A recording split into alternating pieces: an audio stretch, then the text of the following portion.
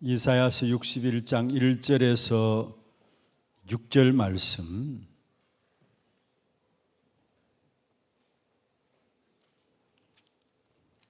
(1042면이) 되겠습니다. 교독을 하도록 하겠습니다. 주 여호와의 영이 내게 내리셨으니 이는 여호와께서 내게 기름을 부으사 가난한 자에게 아름다운 소식을 전하게 하려 하심이라. 나를 보내사 마음이 상한 자를 고치며 포로된 자에게 자유를, 갇힌 자에게 노임을 선포하며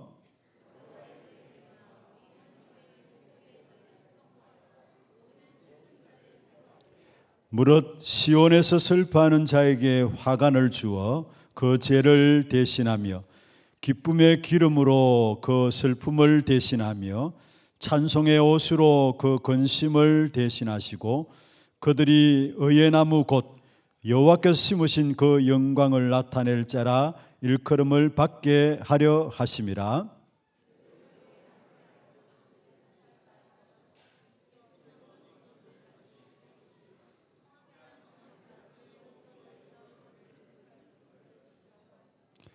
외인은 서서 너희 양떼를 칠 것이요 이방 사람은 너희 농부와 포도원 지기가 될 것이나 오직 너희는 여호와의 제사장이라 일컬음을 받을 것이라. 사람들이 너희를 우리 하나님의 봉사자라 할 것이며 너희가 이방 나라들의 재물을 먹으며 그들의 영광을 얻어 자랑할 것이니라. 아멘. 추석 명절 앞두고 아마 연휴가 시작되어졌습니다. 그래서 이번 오고 가는 모든 걸음들 또 실제로 또 이번 주 캠프, 다음 주 캠프가 진행되어지는데 모든 캠프 현장에서 받을 응답들을 제목으로 주셨습니다. 전도 캠프, 캠프 인생이라고 말씀을 주셨죠. 우리의 캐릭터입니다. 저와 여러분을 하나님께서는 어떤 축복을 주시기를 원하시느냐, 캠프 인생에 축복을 주시기를 원하시는데 두 가지를 말씀드렸습니다. 먼저 첫 번째로 이를 위해서는 캠프 인생이 인생 캠프 속에 들어가야 된다는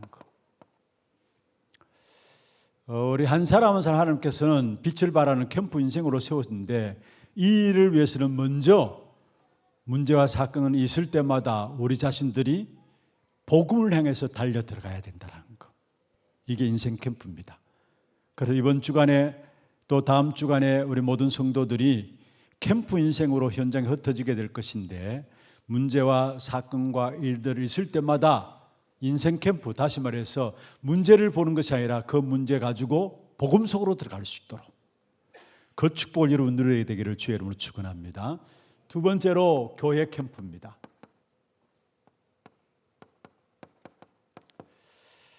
하나님께서 다윗을 축복하실 수밖에 없었던 이유가 뭐냐? 교회 중심한 삶이 다윗의 마음속에 있었기 때문에 하나님은 다윗을 축복하실 수밖에 없는 것이죠. 그래서 모든 응답의 귀한 축복된 역사들이 시작되는 것이 뭐냐? 교회 캠프. 그래서 여러분 교회를 통해서 무엇보다도 은혜를 입어야 합니다.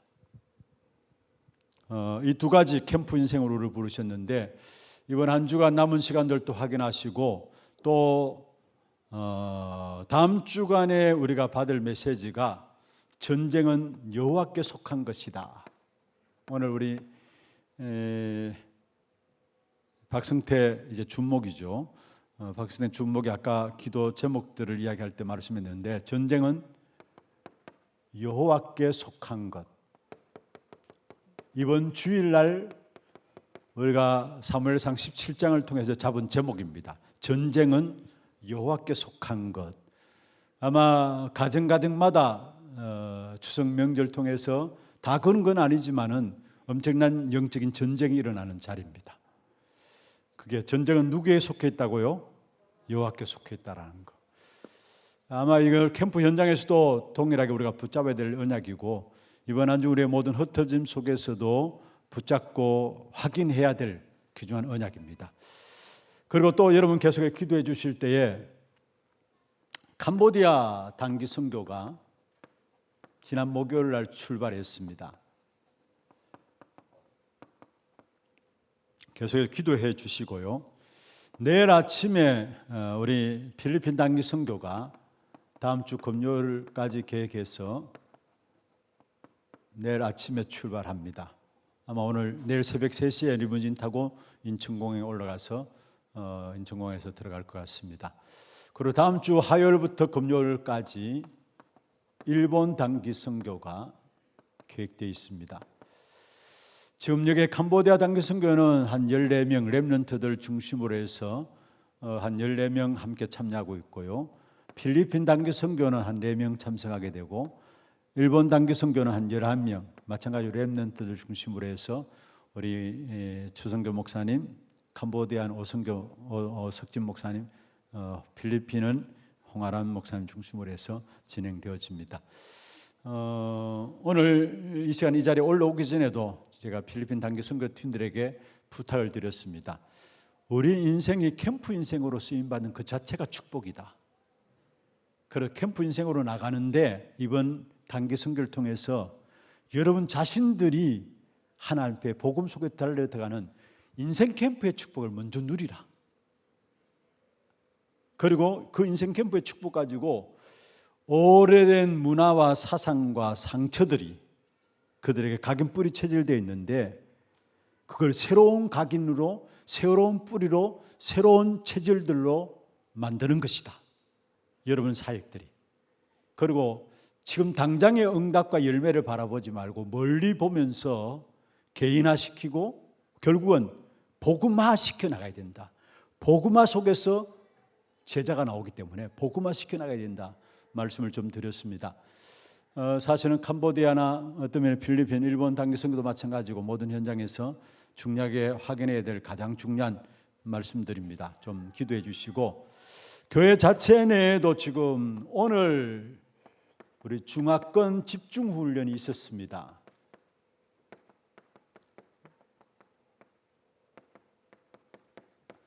우리 앞에 RUTC 5층에서 중화권 집중훈련이 한 20여 명 참여한 가운데 진행되어졌었고요.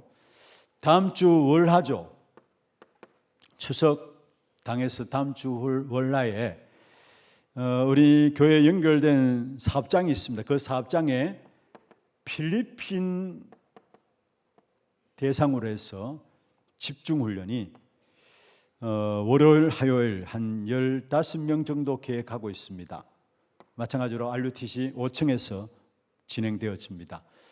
아마 추석 명절 통해서 이분들은 자기 나라에 갈 수 없는 상황이니까 아마 교회 차원에서 이런 분들을 통해서 함께 또 훈련 속에 응답받을 수 있도록 중요한 시스템을 가지고 인도를 해 나가고 있습니다.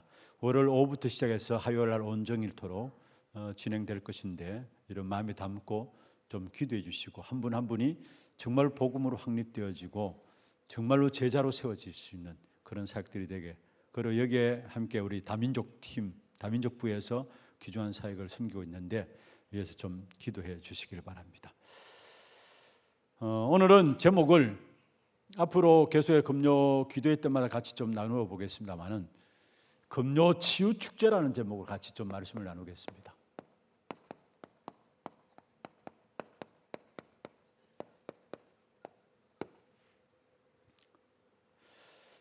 먼저 서론에서 좀 여러분 기억하실 것은 왜 사람들이 고통당합니까? 왜 사람들이 열심히 살아감에도 불구하고 애쓰고 노력함에도 불구하고 왜 점점 고통 가운데 빠지느냐? 정말로 고통의 시작이 무엇일까라는 부분들입니다. 여러분 이미 이렇게 하면 여러분 잘 아시잖아요. 고통의 시작 결국 창세기 3장 아니냐? 맞습니다. 그런데 야고보서 1장 13절 15절에 중요한 말씀을 하고 있어요. 고통의 시작을 말씀하고 있는데 우리가 하나님 앞에 시험 받는다라고 사람들이 많이 이야기를 합니다. 그런데 그게 성경에 보면 13절에 하나님은 우리 인생을 시험하시는 분이 아니다 했어요. 그럼 왜 시험 당하느냐? 우리에게 있는 욕심들 때문에, 인간의 욕심들. 그래서 욕심이 잉태한 적 죄를 낳고 죄가 장성한 적 뭐요? 사망에 이른다. 이게 이 말씀 속에 나와요. 욕심이 잉태한 적 죄를 낳고 죄가 욕심을 만들어내고 그 죄가 장성한 적 커가지고 뭐요? 사망을 가져온다 했어요. 인간의 타락과 욕심, 이게 결국은 갈수록 인간의 고통의 시작이. 인간의 타락과 욕심, 이게 고통의 시작인 것을 말씀. 그래서 인간이 욕심낸 것이 뭡니까? 네가 하나님처럼 되리라, 이 사단의 말에 욕심내 가지고 그 말을 듣고 속아서 결국 선악을 알게 하는 나무의 실과를 따먹게 되었죠. 그런데 이 고통의 시작이 바로 인간의 타락과 욕심이라면 그 배후에 중요한 것입니다. 배후에 사실은 영적인 사실이 있어요. 인간의 타락과 욕심이 고통의 시작이라면 그 배후에 영적인 사실이 있는데, 그 영적인 사실은 뭐냐?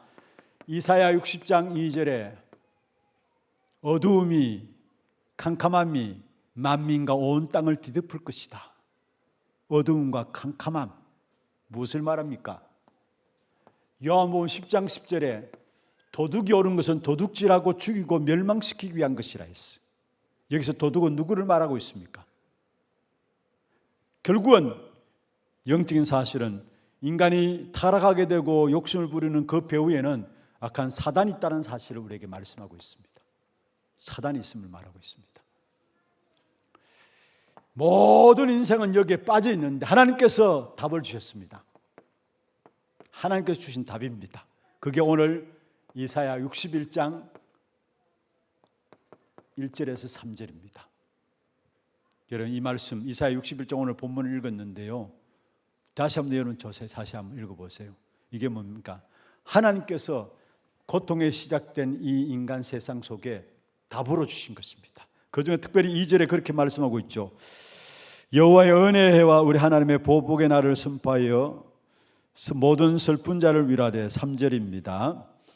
무릇 시온에서 슬퍼하는 자에게 화관을 주어 그 죄를 대신하며 기쁨의 기름으로 그 슬픔을 대신하며 찬송의 옷으로 그 근심을 대신하시고 그들이 의의 나무 곧 여호와께서 심으신 그 영광을 나타낼 째라 일컬음을 받게 하려 하심이라. 예수 그리스도에 대한 부분들을 말씀하고 있어요. 의의 나무, 하나님 주신 답입니다. 그러면 오늘 크게 두 가지로 좀 살펴보겠는데요, 먼저 근원적으로 치유할 수 있는 분은 누구시냐라는 거. 정말로 우리를 치유할 수 있는 분은 누구시냐라는 거. 누구십니까? 우리를 근원적으로 치유할 수 있는 분은 하나님 자신입니다. 아멘입니까? 하나님 자신입니다. 그래서 성경에 보면은 이미 구약에 구약 성경에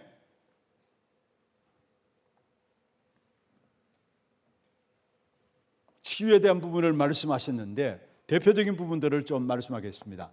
성경에 보면은 구약에 보시면은 출애굽기 15장에 보면은 26절입니까? 여기에 여호와 라파라는 말씀을 하셨어요. 하나님은 치유의 하나님이시다. 여호와 라파라는 말이에요. 이걸 어디에서 주셨습니까?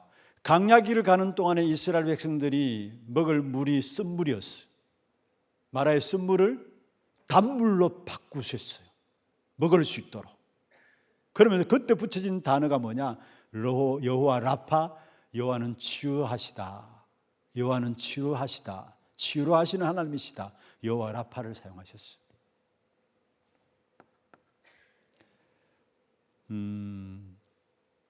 열왕기하 5장에 보면은 아람 나라의 군대 장관 누가 나옵니까? 나만이 나옵니다. 아람 나라의 군대 장관 나만이 나오는데 이 나만이 문둥병에 걸렸어요. 그런데 그 나만을 엘리사에게 인도했죠. 이 엘리사가 제시한 것이 무엇입니까? 그냥 요단강에 들어가서 몸을 씻으라. 그때 나만이 기분이 상했잖아요. 그런데 결과적으로 그 말씀에 순종함으로 말미암아 결국 요단강에 들어가서 몸을 씻고 나왔는데 어린 아이와 살같이 깨끗함을 얻었다 이야기했습니다. 치유의 역사를 말하고 있죠. 나만 장군, 하나님의 말씀에 어떻든 순종함으로 말미암아 병들었던 나만 장군이 치유함을 받게 되어지는 이런 역사들을 가져오고 있죠. 그리고 열왕기하 20장에 보면은 15년 동안 생명을 연장받은 사람이 있으면 죽을 병에 걸렸는데 누굽니까? 예? 성경 좀 읽으세요. 워낙 이 성경을 안 읽어보니까 누가 누구 무슨 말씀을 다 아시겠지만은 히스기야 왕입니다. 15년 동안 생명이 연장받았죠. 하나님께서 히스기야 왕을 치유하셔서 생명이 치유함받게 되어지는 사실을 보게 됩니다. 그렇습니다. 치유하신 하나님께서 우리 인간의 병든 부분을 치유하기 위해서 자기의 독생자 아들을 주실 것을 약속하셨어요. 그 독생자로 오신 분이 누구십니까? 그리스도입니다.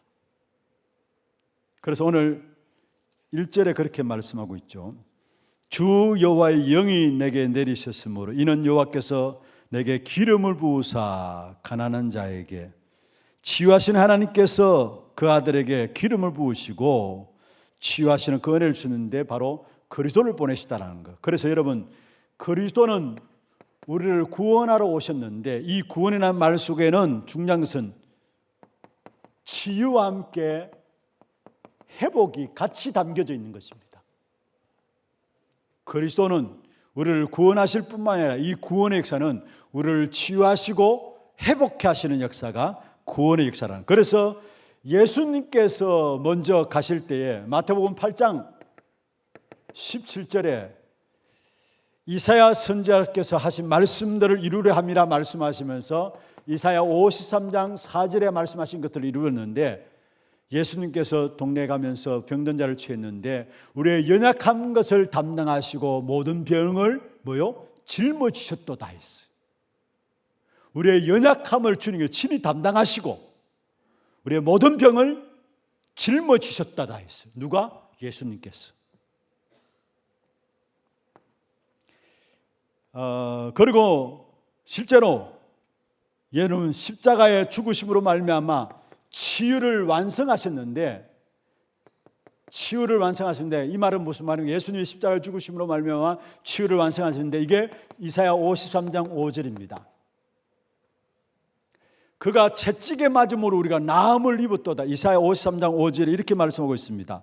그가 찔림은 우리의 허물 때문이고 그가 상함은 우리의 죄악 때문이라.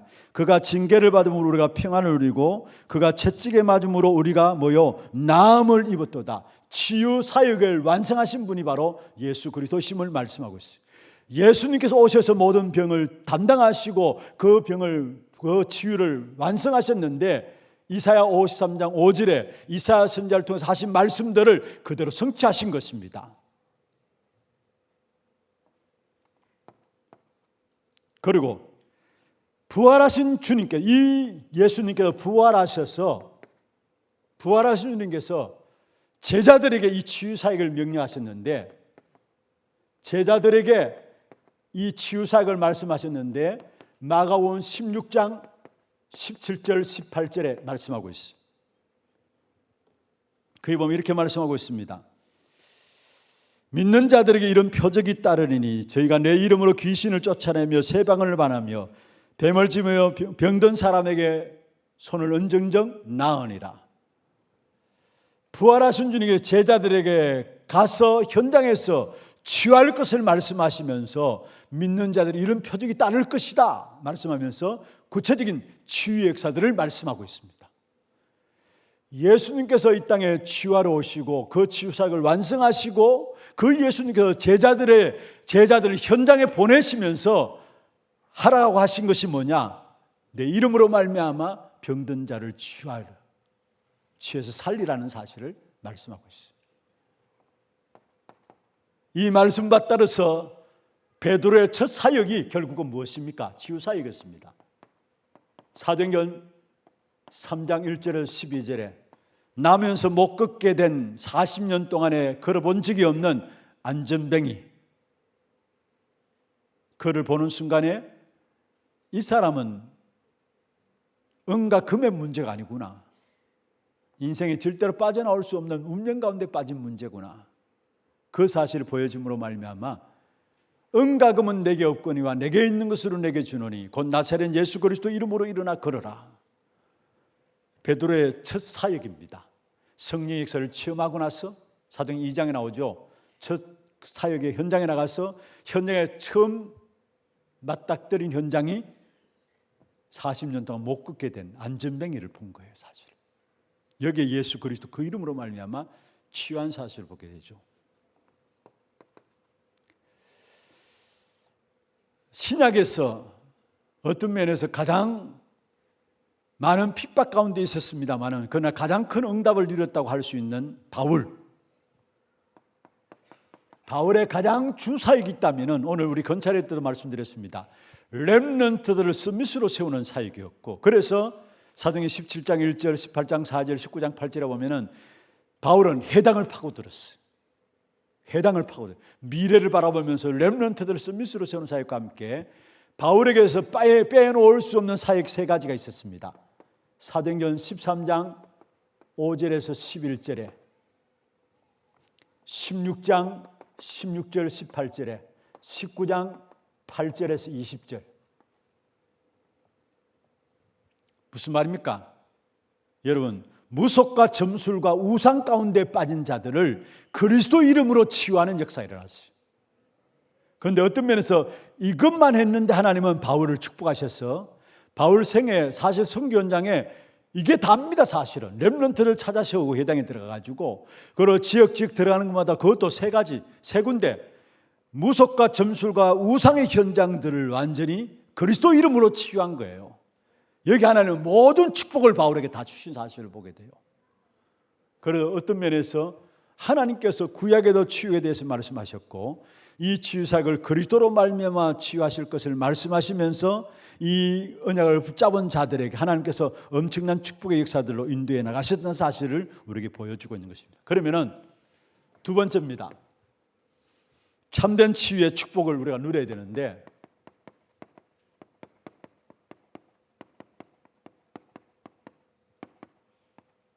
먼저는 치유의 순서가 중요해요.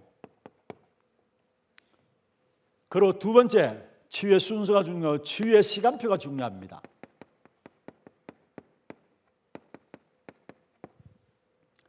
가장 중요한 치유의 순서인데 먼저는 영적인 치유가 일어나야 합니다.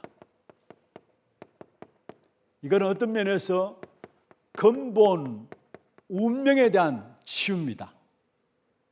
근본이 바뀌어져야 돼요. 지금 여러분 세상 사람들 잘 사는 것 같지만은 거의 운명 가운데 다 살아가요. 아무리 열심을 내도 상관없습니다. 그들의 운명은 정해져 있어요. 운명 가운데 살아가요. 그런데 어떤 운명 가운데 있느냐? 결국은 우리가 잘 아는 것처럼 로마서 3장 10절에 보면은 죄로 말미암아 그들이 완전히 장악되어서 의인은 없나니 한 사람도 없다고 말씀했죠. 로마서 3장 10절에 의인은 없나니 한 사람도 없다고 했어요. 죄가 들어오므로 그래서 이 죄로 말미암아 로마서 5장 12절에 보면은 결국 인생이 사망 가운데 죄로 말미암아 재앙 가운데 빠지게 된 겁니다. 한 사람으로 말 죄가 세상에 들어오고 그 죄로 말미암아 사망이 왔다고 했어요. 한 사람 아담으로 말미암아 죄가 들어오고 그 죄로 말미암아 사망이 왔다. 그런데 아담은 대표적인 인물이라 가지고 대표성을 갖고 있기 때문에 한 사람의 죄인데 우리 모두의 죄로 한 사람의 사망인데 우리 모두의 사망으로 왔다는 사실을 말씀하고 있습니다. 그래서 결국 죄로 말미암아 에베소 2장 1절에 영적으로 분리가 되었죠. 하나님과 단절되어 버립니다. 영적인 죽음이 온 것입니다. 죄와 허물로 죽었던 너희. 다시 말씀드립니다. 죄로 말미암아 인생은 피할 수 없는 사망과 재앙이 계속 오게 돼 있고요. 그래서 결국은 하나님과 단절됨으로 말미암아 영적으로 완전히 죽어버렸는데 거기에 끝난 게 아니라 하나님과 원수되어 버렸습니다. 그냥 단순히 단절된 것이 아니라 하나님 원수되었는데 에베소 2장 14절 16절에 보면 하나님의 원수되었다는 사실을 우리에게 말씀하고 있는 것입니다. 그런데 이 배후에는 결국 어떻게 해서 이렇게 되어졌느냐? 예뱀 곧 누구요? 마귀라고 하는 창세기 3장 5절에 예뱀 곧 마귀라고 하는 자리 속에서 결국 하나님과 단절되어지고 결국 그로 말미암아 죄로 말미암아 사망과 재앙이 우리 인생 속에 올 수밖에 없는 그런 가운데 빠지게 된 겁니다. 그런데 단순히 예뱀 마귀에게 쏘가는 것이 아니라 지금은 오히려 A, B, C, D, E, F죠. 이걸 그냥 여러분 이거 안 써도 되겠습니다. 그냥 예뱀 마귀에게 쏜 것이 아니라 결국 이 악한 사단 마귀가 우리에게 주인 되어 버렸어요. 요한복음 8장 44절에 너희는 너희 아비 뭐이고요? 마귀에게서 났다 했어요. 이게 사람들이 살아가는 근본 운명입니다. 악한 사단 마귀가 주인 되어서 나도 모르게 어느 날 알고 보니까 주인이 악한 사단 마귀인데 여기에 마태복음 12장 28절 29절에 완전히 집을 짓고 있어요. 내 안에.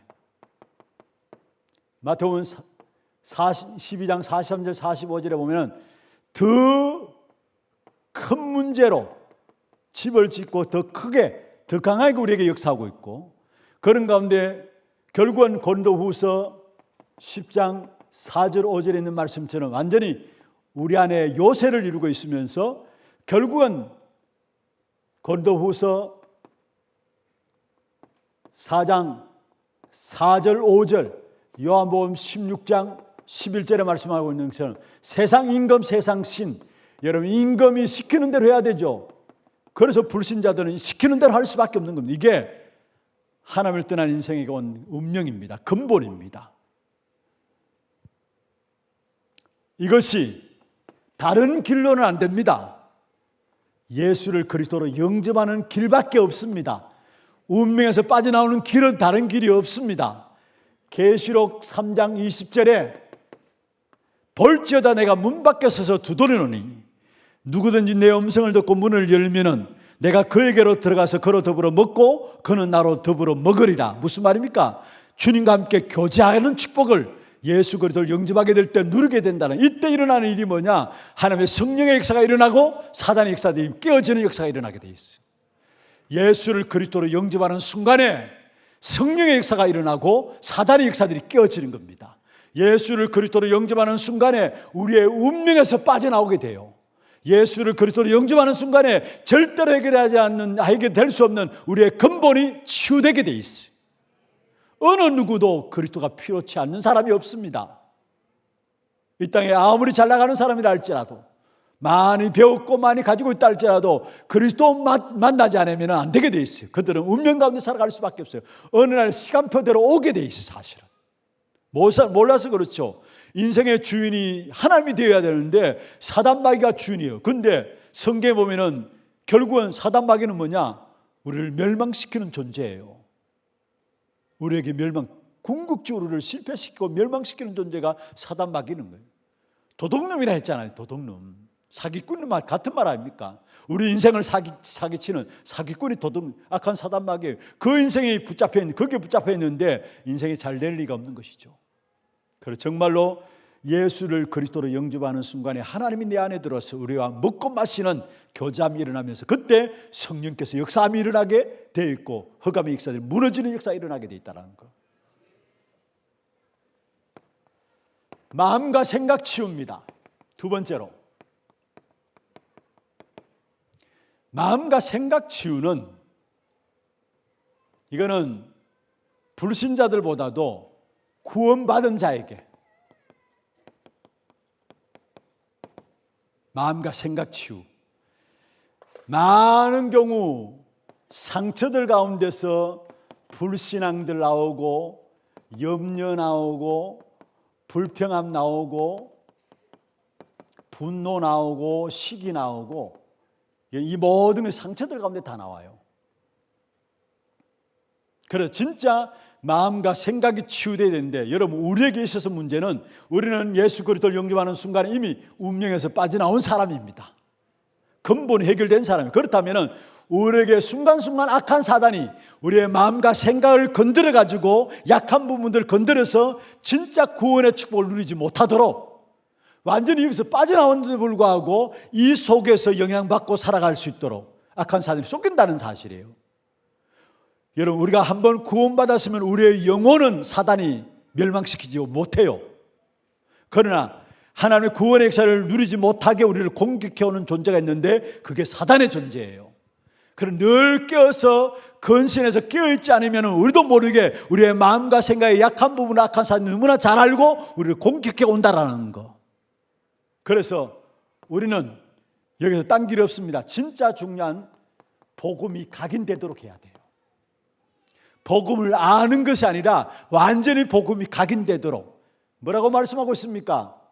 성경에 보면 로마서 1장 16절 17절에 말씀하고 있습니다. 내가 복음을 부끄러워하지 않은 이 복음은 모든 믿는 자에게 구원을 주시는 하나님의 능력이 됩니다.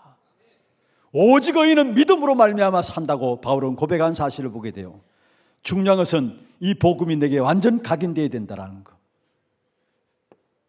요한복음 19장 30절에 다 이루었다 말씀했어요. 그리스도께서 우리의 모든 저주와 재앙, 실패할 수밖에 없는 모든 것에서 예수님께서 십자가에 못 박히심으로 하며 다 이루었다 말씀하셨어요. 그래서 이 복음의 역사들이 날마다 우리에게 각인되어져야 돼요.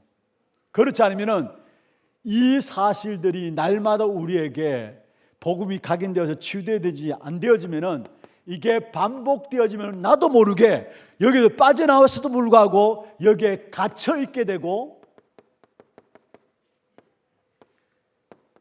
포로가 되게 됩니다. 나도 모르게 포로.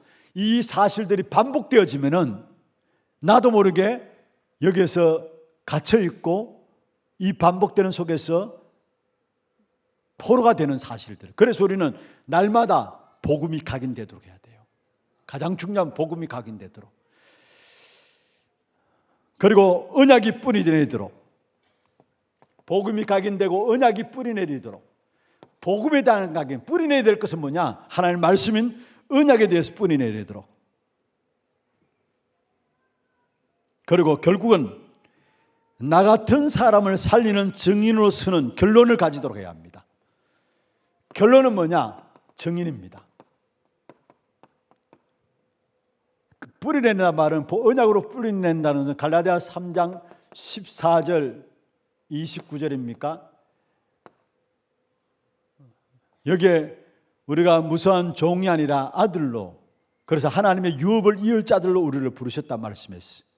이 언약이 우리 안에 뿌리내리고, 결론은 뭐냐? 우리가 그래서 내가 당하는 문제를 가지고 많은 사람들을 살릴 수 있는 증인으로 세우게 하는 것이 하나님이 원하시는 목적이었어요. 그래서 사도행 1장 8절에 오직 성령이 너에게 임하시면 땅끝까지로 내 증인이 되리라 말씀하셨죠. 결국 우리의 모든 삶을 가지고 나 같은 사람을 살리는 증인으로 세워진다는 것. 오늘 읽은 이사야 61장 3절에도 말씀하고 있습니다. 그거 보세요.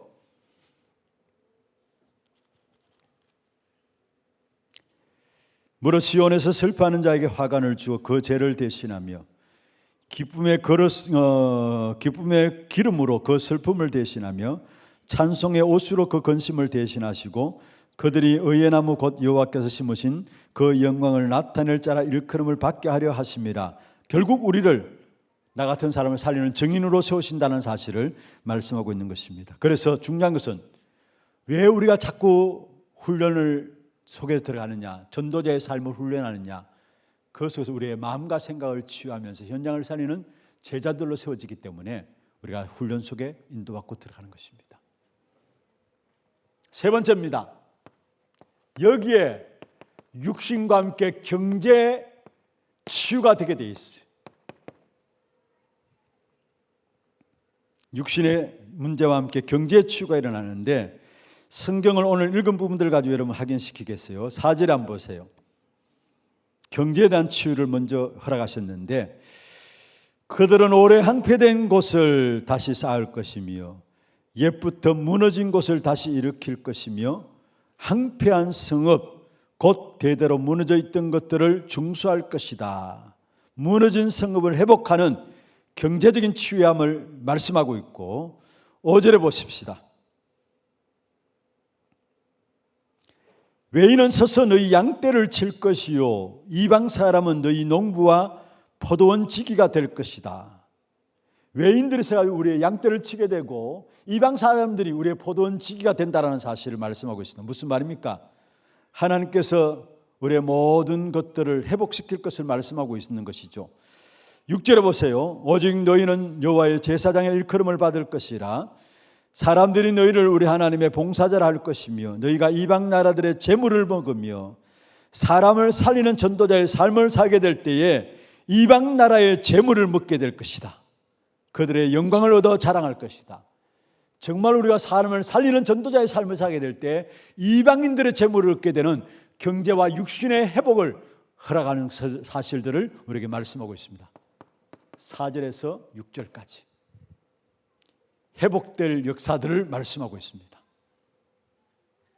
그래서 가장 먼저 영적인 치유가 일어나야 돼요. 영적인 치유가 일어나야 마음과 생각의 치유가 오게 돼 있어요. 여러분, 정상적인 마음과 생각의 치유는 영적인 치유 속에서 일어나는 것입니다. 너무 중요해요, 순서 자체가. 그리고 마음과 생각이 치유되어져야 우리의 육신도, 이건 여러분 영적으로 마음 생각과 육신과 연결되어 있습니다. 그리고 마음과 생각이 치유되어지면 우리도 모르게 우리의 건강, 육신도 회복되는 역사가 있게 되고 경제도 회복되는 역사가 따라오게 되어 있어요. 그럼 치유의 시간표는 뭐냐?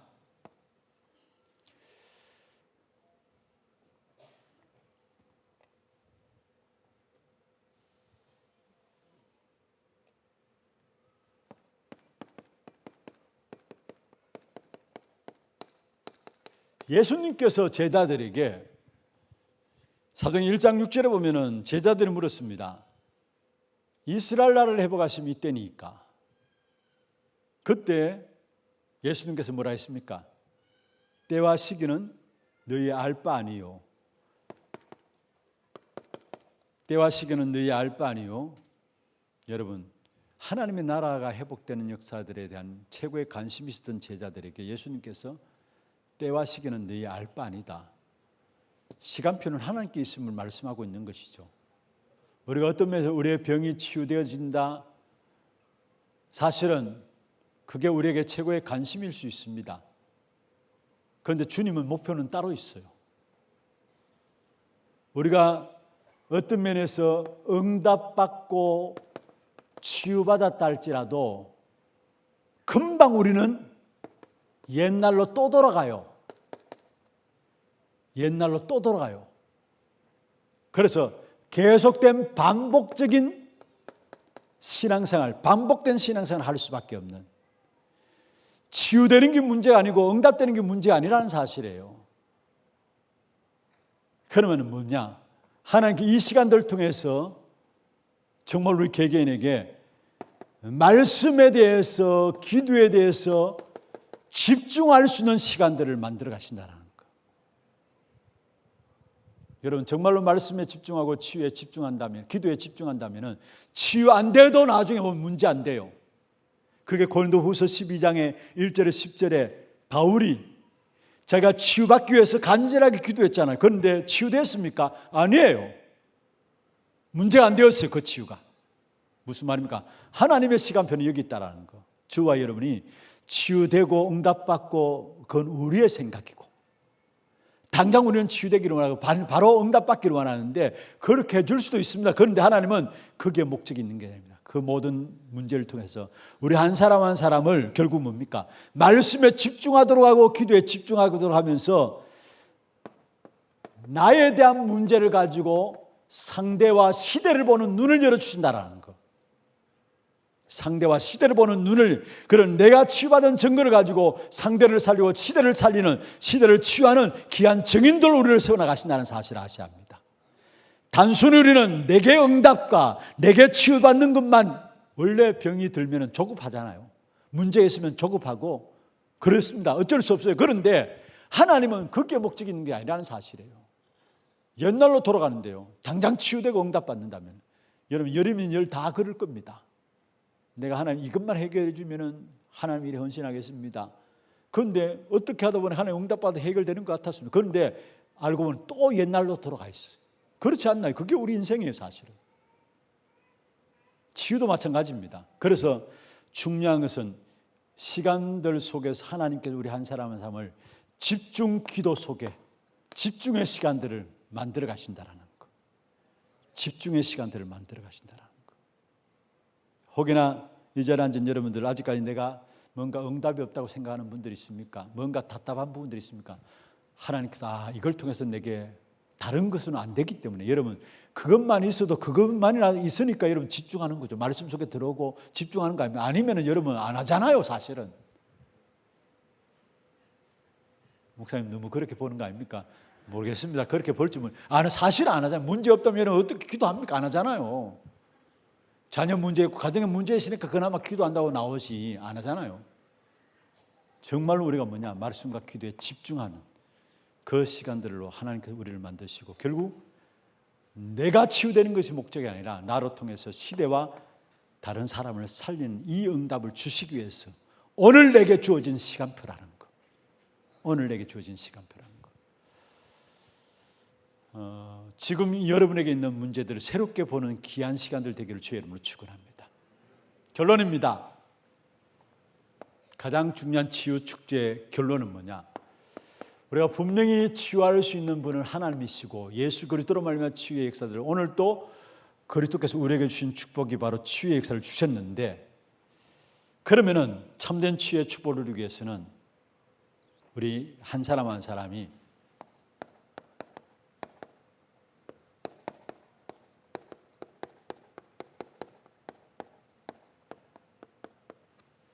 정확한 치유의 언약만 붙잡으면 돼요.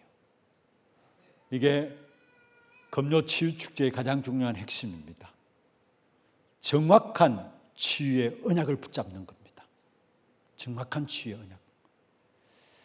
이 정확한 언약, 치유의 언약을 붙잡은 한 사람 나온다면 이 사람 통해서 여러분 시대와 세상을 치유하는 그런 축복된 응답의 증거들을 하나님께 주실 것입니다.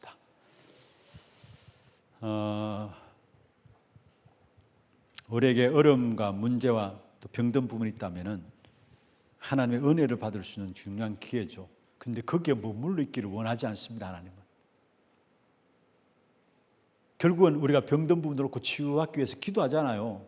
그런데 치유받는 게 목적이 아니라니까요. 그 사람의 동기가 빨리 바뀌어져야 합니다. 뭐로? 그리스도로 바뀌어져야 돼요. 치유되는 게 목적이 아니라니까요. 그 사람에게 정말로 오직 그리스도 붙잡기를 원한다라는 거. 우리에게 주어진 문제들을 새롭게 보는 그런 축복된 응답의 시간들 되기를 주의 이름으로 축원합니다.